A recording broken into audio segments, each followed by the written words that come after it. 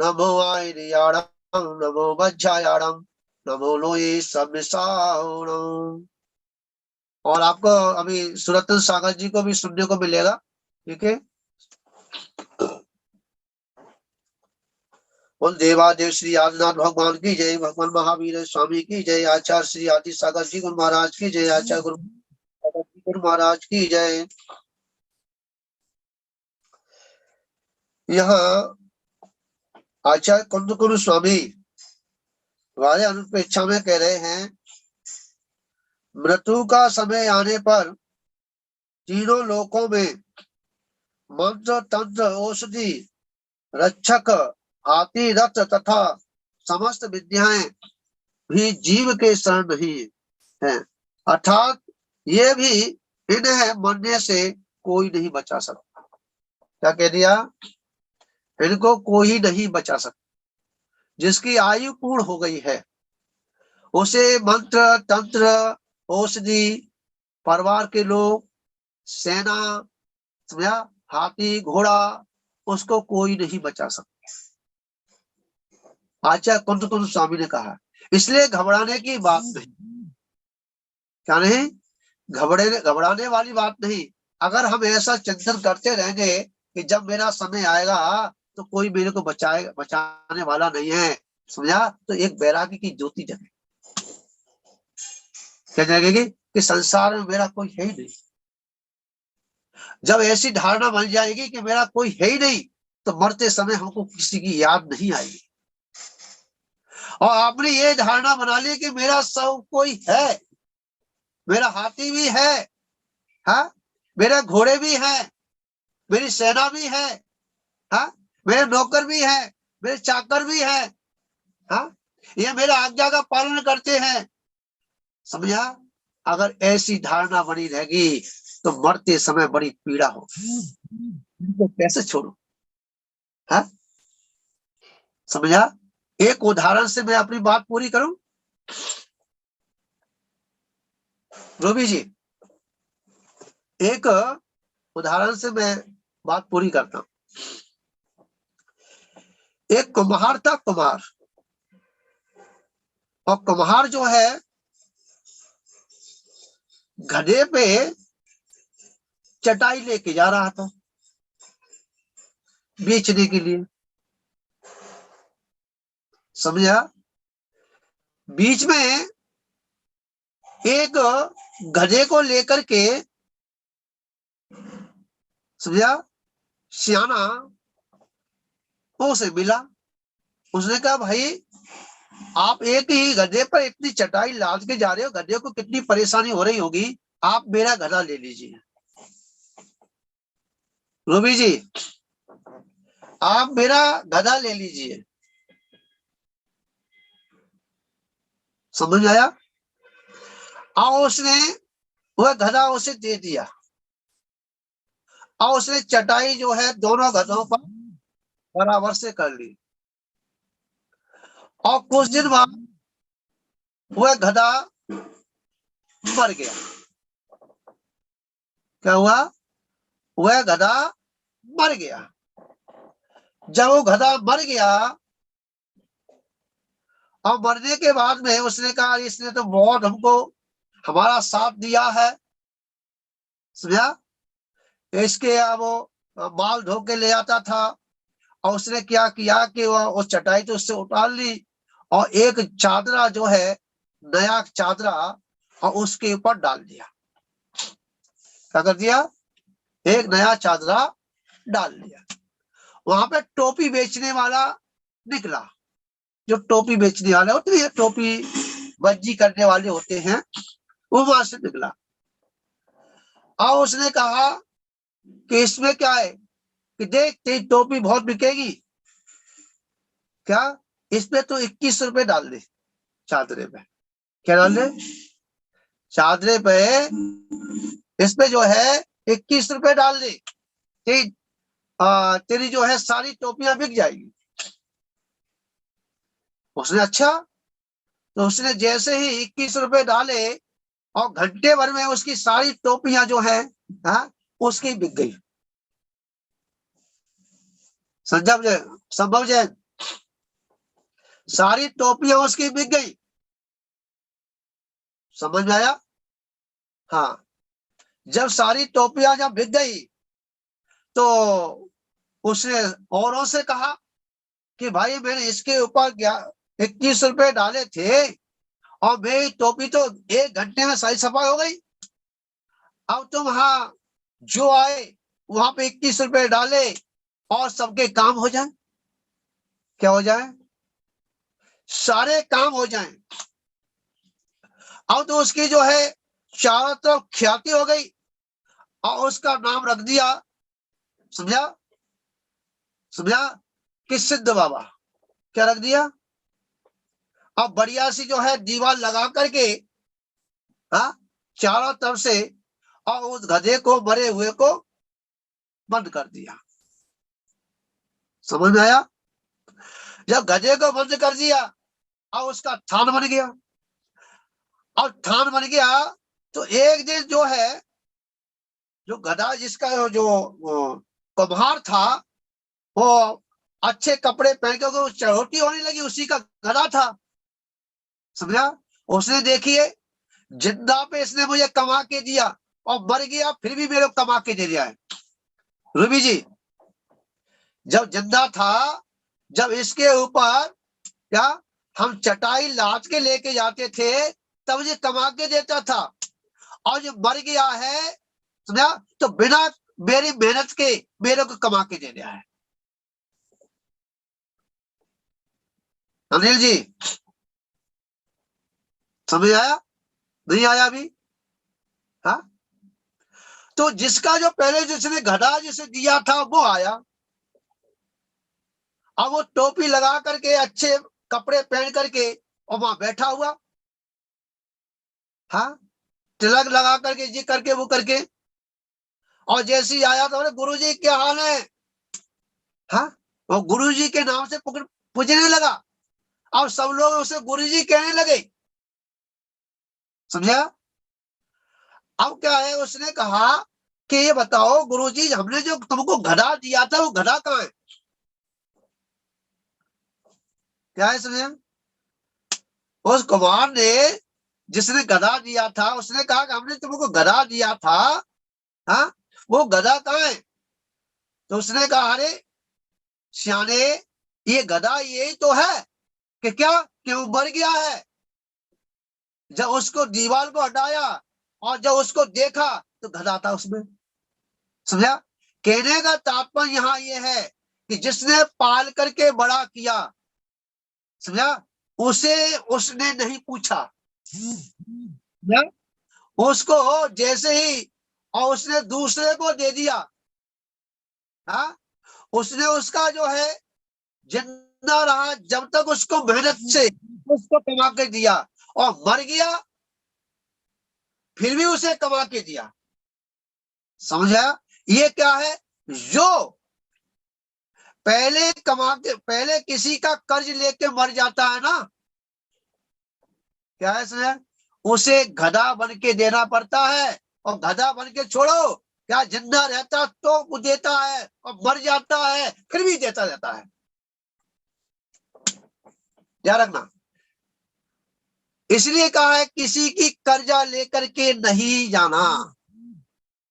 समझा? किसी की बेईमानी मत करना। रूबी जी, हाँ, अगर हम बेईमानी करते हैं और हमको गधा बन के, कुत्ता बन के, या सुगर बन के, बैल बन के, ये त्रियंच बन करके हमें वो है सारा कर्ज चुकाना पड़ता है। समझ में आया? रूबी जी,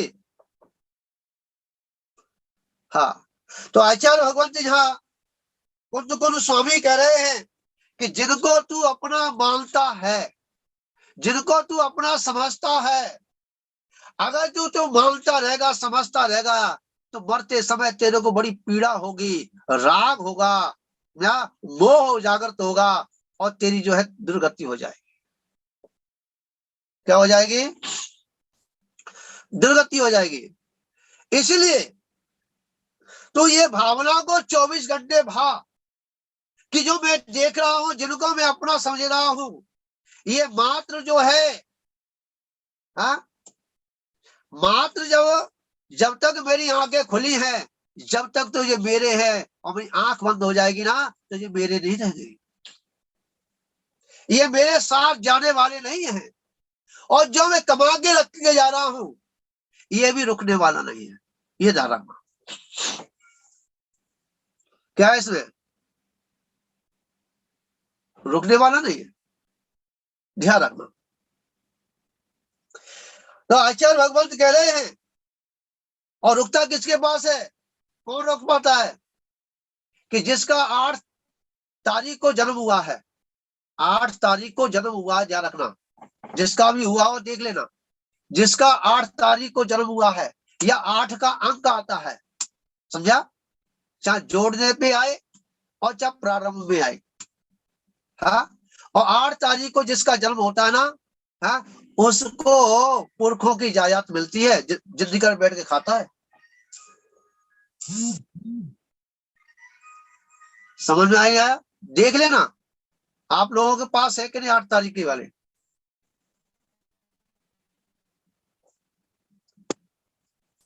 रूबी जी, ये 26 तारीख को जिसका जन्म हुआ है उसको भी 8 बनेगा। 2 और 6 8 हो गया, समझा? जोड़ लगा करके जब 8 आता है उसको भी देखा जाएगा। ऐसा व्यक्ति, समझा, उसे अपने पुरखों की जायदाद मिलती है, पैसा मिलता है, बैठ के खाता है, उसे कुछ करना नहीं, और वो सत्यवादी होता है और लोभी भी होता है। वो अपनी उस संपदा को खर्च नहीं करता, संभाल के रखता है। समझ में आया नहीं आया? क्या है इसमें? हाँ, और जिसको 13 तारीख को जन्म हुआ है, समझा, वह पैसा उसके पास आएगा, रखेगा भी, पर मेहनत करनी पड़ेगी। ठीक है जी, आएगा। मैं आपको बताऊंगा, पर थोड़ी सी इसमें चर्चा आई तो मैंने कहा कि जिसको हम समझते हैं हम किस किस को जोड़ के रखें, ठीक है। और कहा भी है कि सपूत है तो उसके लिए क्या जरूरत है, कपूत है तो उसके लिए क्या जरूरत है जोड़ने की। अरे सपूत है तो अपने आप कमा लेगा, और कपूत है तो उसके लिए कितना भी धन सौंप के चले जाए, है, वो उसके पास रुकेगा ही नहीं, बिगाड़ देगा, विषयों में डाल देगा। इसलिए हम किसके लिए जोड़ के रखें?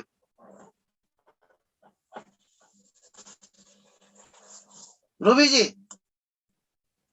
हम किसके लिए जोड़ के रखें? ध्यान रखना।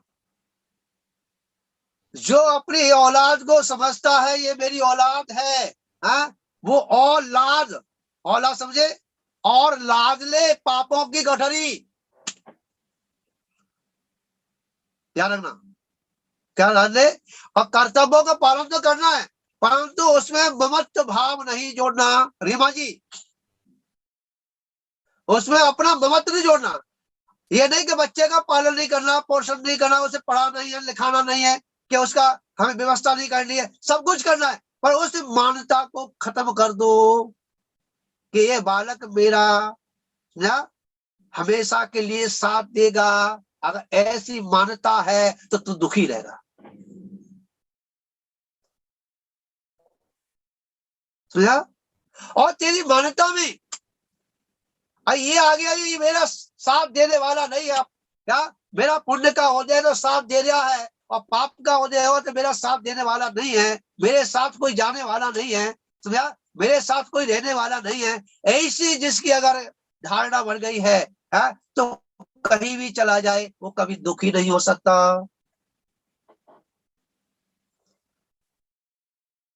क्या है इसमें? आज हम दुखी क्यों हैं? सबसे ज्यादा आज हम अपनी औलाद से दुखी हो रहे हैं।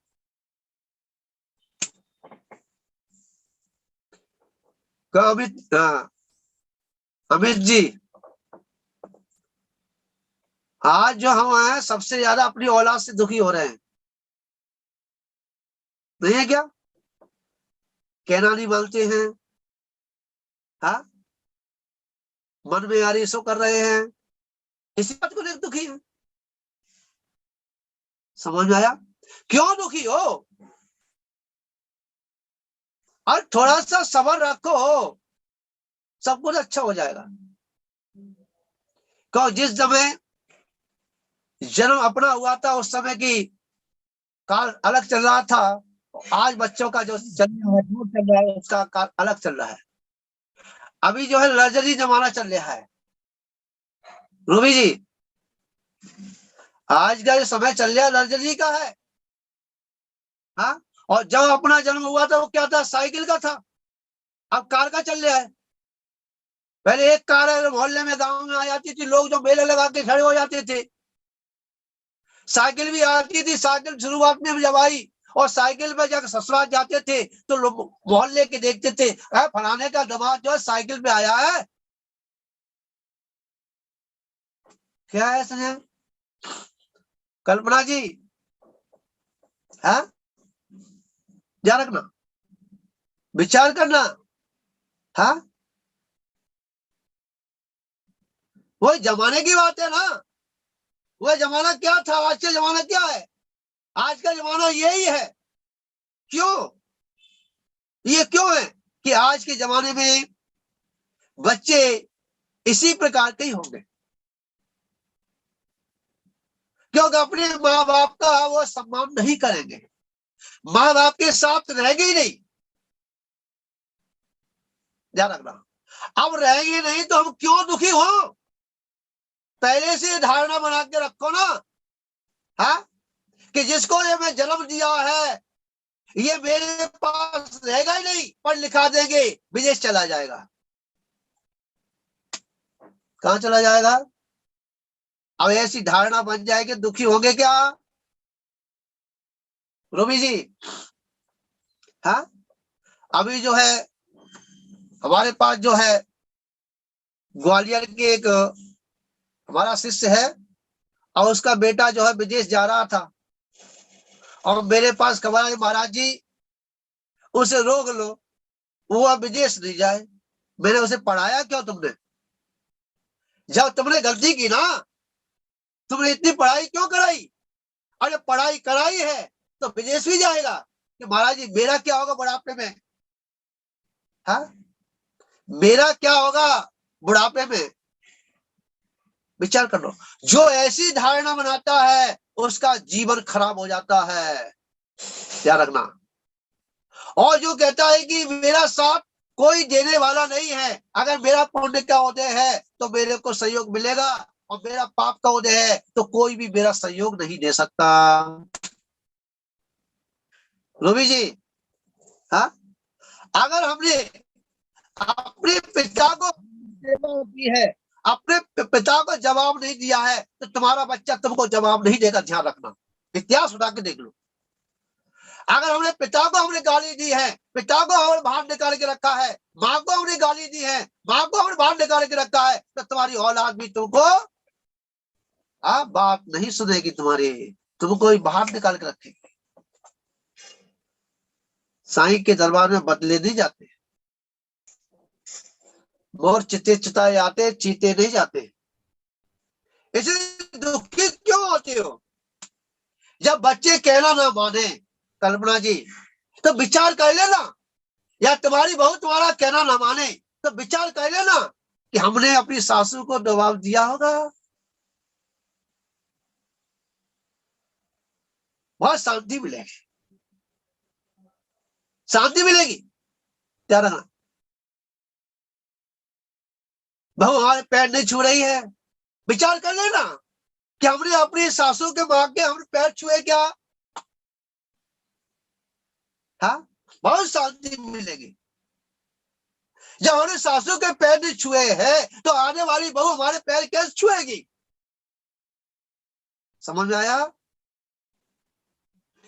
जब हमने अपने पिता को जवाब दिया है, हाँ, तो अभी वर्तमान का तुम्हारा जो बेटा है तुमको जवाब नहीं देगा तो क्या तुमको पूजा करेगा क्या?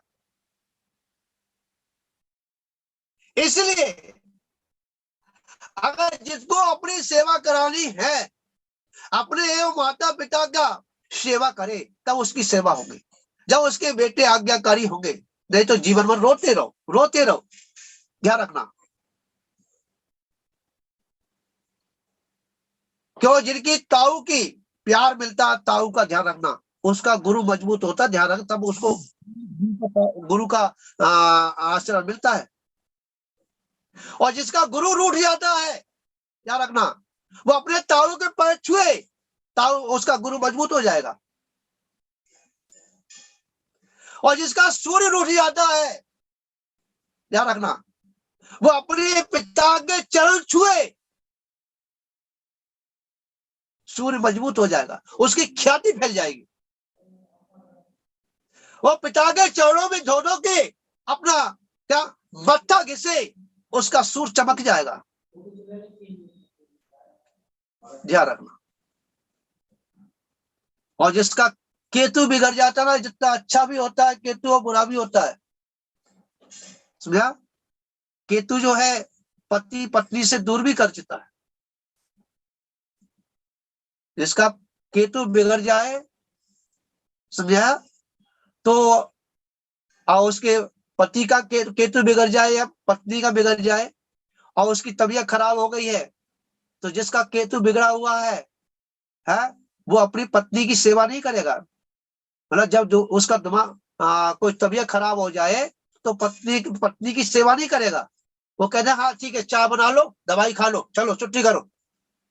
समझ में आया? अब ये ऐसी स्थिति होगी तो क्या दोनों की पटेगी? क्या नहीं पटेगी। और पत्नी का अगर केतु बिगड़ गया है और उसने ऐसा अगर अपने पति से कहा है, तो यही तो तलाक का कारण बन जाता है। ध्यान रखना, जब केतु बिगड़ता है, शुक्र बिगड़ता है, तब तलाक की कारण बनती है। इसलिए अगर हमको केतु को मजबूत करना है, केतु को सही करना है, ध्यान रखना, तो क्या करना पड़ेगा कि अपने बड़ों की सेवा करना चालू कर दो। क्या कर दो? अपने से बड़ों के सम्मान करना चालू कर दो। अपने से बड़ी जितनी महिलाएं हैं, स्त्री हैं, उनका सम्मान करना चालू कर दो। केतु तुम्हारा सुधर जाएगा क्या, तो वही तुम्हारी स्त्री क्या और तुम्हारा पति तुम्हारी पूजा करेगा। ध्यान रखना, घर स्वर्ग का हो जाएगा। और हम करते ही नहीं है, इधर इधर भटकते हैं। ध्यान रखना, परंतु ये भी कब होगा? ध्यान रखना कि हम गुरु के तो बड़ों के पैर छुए और भगवान के मंदिर नहीं जाए, तो ऐसा भी नहीं होगा, तब भी तुम्हारा गुरु उठा देगा। इसलिए क्या, भगवान के दर्शन करने के बाद, भगवान के चरणों को स्पर्श करने के बाद अपने बड़ों के चरण को छूना चाहिए। ध्यान रखना, उसके बाद में अपना दूसरा काम करना चाहिए। यह सुबह का मंगलाचरण होना चाहिए, तब उसको इस सुख मिलेगा। मुकुल जी, चरण छू रहे हो तो नहीं छू रहे? बताओ, चरण छू रहे हो तो नहीं छू रहे? नहीं छू रहे? तुम्हें कुछ चाहिए कि नहीं चाहिए?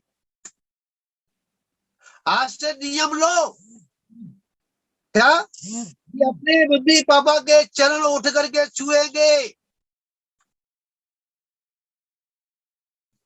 भगवान के दर्शन करने से, भगवान की पूजा करने से तुम्हें कुछ नहीं मिलेगा। जिसने अपने बाप को नहीं जाना, तो भगवान को क्या जानेगा?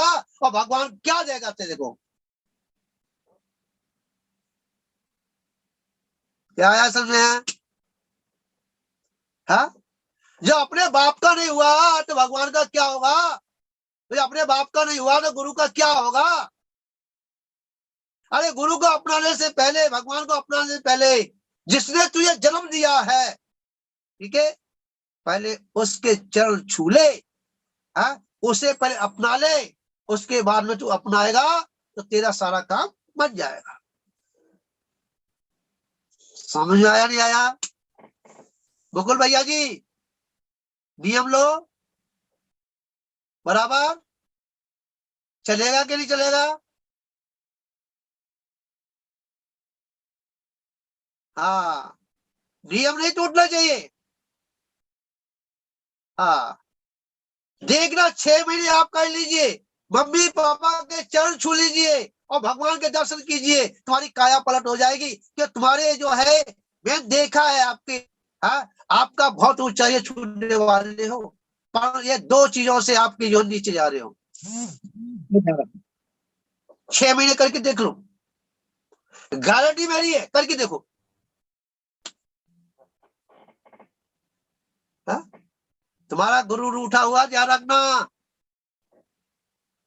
और जिसका गुरु उठा है ना, वो जगत में कुछ नहीं कर पाएगा। और गुरु को मनाने के लिए सबसे बढ़िया है कि अपने गुरु, अपने बड़ों का चरण छुओ, ठीक है ना, उनका आदर करो, सम्मान करो, और गुरुओं के पास जाकर के क्या, उनका आज्ञा का पालन करो, भगवान की पूजा करो। इससे बढ़िया कोई भी साधन नहीं है, कोई मिथ्या का पोषण करने की आवश्यकता नहीं है, ध्यान रखना।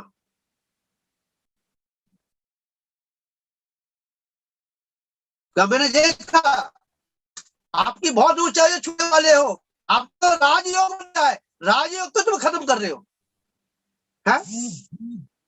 तो सारी सुविधाएं और तुमको उपलब्ध होने वाली हैं, और जहां से मिलने वाला है वहां का स्थान को तुम गंदा कर रहे हो ना, ये ध्यान रखो। तो इसलिए इतना नियम लो, और 6 महीने करके देख लो, फिर मेरे से बात कर लेना, ठीक है? क्योंकि गुरु का पकड़ा तभी तुम्हारा ऑपरेशन बच गया। हाँ, और गुरु की बात को नहीं मानेंगे ना, तो ध्यान रखना बड़ा ऑपरेशन हो जाएगा। माना क्या है, समझ में आया नहीं आया?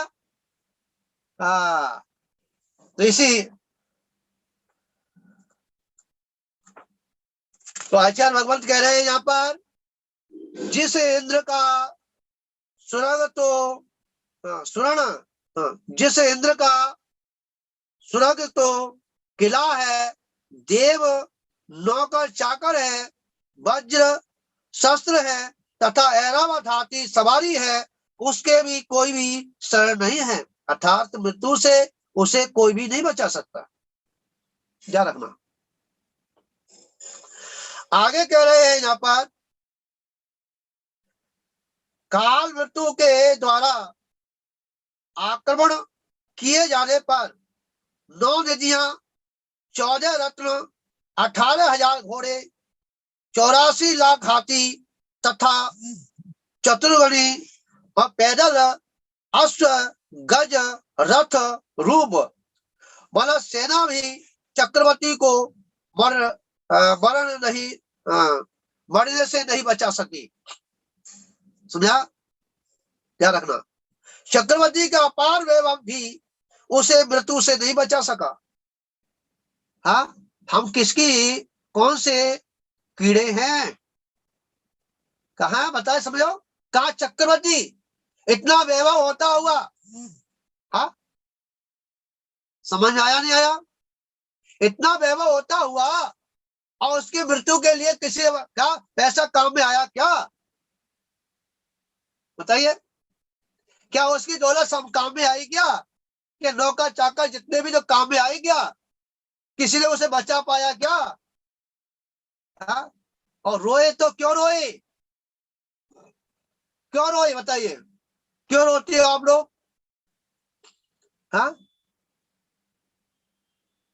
ध्यान रखना, जो रो रो करके घर भरता है वो मृत्यु को बुलाता है। ध्यान रखना, क्योंकि मृत्यु से भयभीत होता है।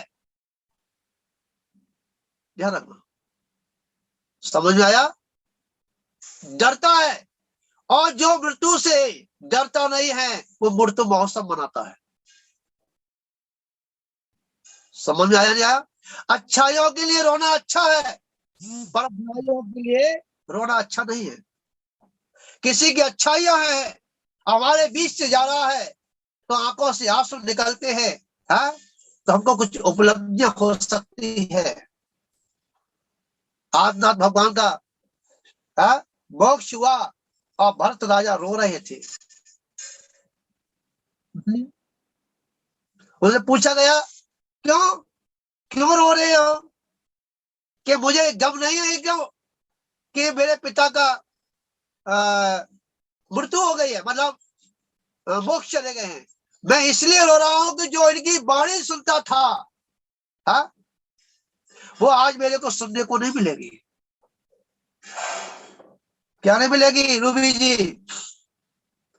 उन्हें यह गम नहीं था कि इनकी समाधि हो गई है, उन्हें गम यह था कि जो इनकी वाणी सुनता था, जो मैं प्रश्न करता था, जिससे कितने जीवों का कल्याण होता था, समझा? अब वो वाणी सुनने को नहीं मिलेगी। ये पीड़ा थी। अच्छाइयों को रो, बुराइयों को लिए मत रो। बुराइयों को याद मत करो, अच्छाइयों को याद करो। पर हम करते क्या है? बुराइयों को याद करते हैं और बुराइयों को याद कर करके हम रोते हैं। तो कहते हैं ये जो है मृत्यु का आमंत्रण है, याद रखना। इसलिए तो आचार्य भगवंत कह रहे हैं, क्योंकि समय हो गया और शाम को देखिए मैं बीच बीच में आपको भी संभालता जाऊंगा। मेरे पास सभी का चिट्ठा आया है कि आपकी क्या परेशानी है, कैसे कैसे आपको सही करना है, तो ठोक बजा करके मैं सही करूंगा, ठीक है? हाँ, क्योंकि ठोक बजा करके ही घड़ा बनाया जाता है और जब उसे घड़े को पका दिया जाता है तो वही घड़ा जो शीतल जल देता है और जो भी पीता है स्वयं पीता है, स्वयं आनंद में होता है, और जो भी पीता है वो आनंद में रहता है। और घड़े के पास जो आता है, घड़ा बड़ा प्रसन्न होता है, क्या कि मैं शीतल जल दे रहा हूं। समझ आया? तो इसी मंगल भावना के साथ अपन जो है शाम को 7 बजे मिलेंगे। और आपको क्या रखना है? शाम को नहीं रखना, शाम को एक हल्दी, ठीक है, और जो है दीपक जलाना है और पीली सरसों, ठीक है, वही सवेरे काम में आएगी, फिर उसे सुखा लेंगे, फिर वही काम में आएगी, ठीक है? ये चलेगा। या वाणी के ज्ञान से सूझे लोकालोक, सो वाणी मस्तक रो सदा दे तू दो। हे जिन वाणी भारती तो जपो जिन रैन, जो तेरी शरणा गए सो पावे सुख चैन।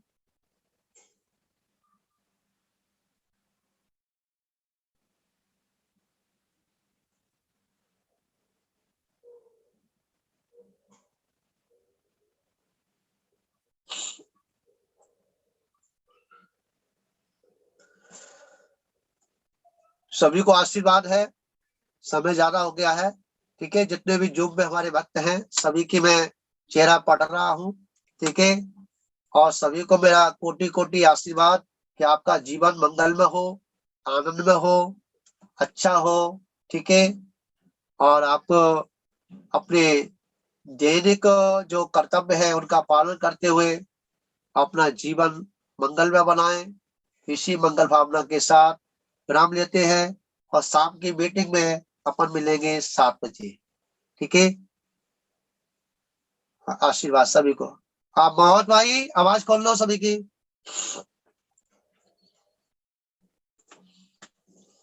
मोहित आवाज खोलो, आवाज खुलवा दी क्या दी सभी की? राकेश से चर्चा कर लेना मेरे से। अच्छा हाँ कर लेना मेरे से, अभी नहीं बाद में कर लेना।